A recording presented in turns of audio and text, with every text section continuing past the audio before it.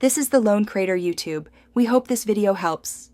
You start by choosing a clean sound, import or record directly into GarageBand and drag the file into the project. Once done, trim to the exact hit or loop you want and remove silence so the sampler focuses on the usable portion. Make sure levels are reasonable, normalize or lower peaks to avoid clipping. Next, select the region and consolidate or export a short clip.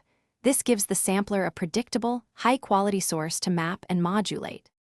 You now create a software instrument track and open GarageBand Sampler.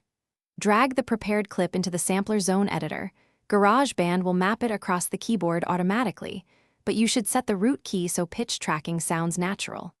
Once mapped, tweak key ranges to limit pitch shift artifacts and set loop points for sustained sounds.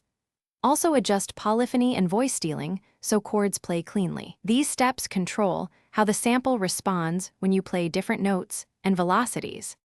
Finish by shaping tone and dynamics. Adjust answer envelopes to control attack and release, add a filter for warmth, and map velocity to volume or filter for expression.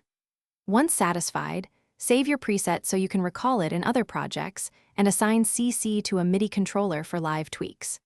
If something goes wrong, verify the sample's bit depth and sample rate match the project, enable loop crossfade to remove clicks, and monitor CPU usage if playback drops out.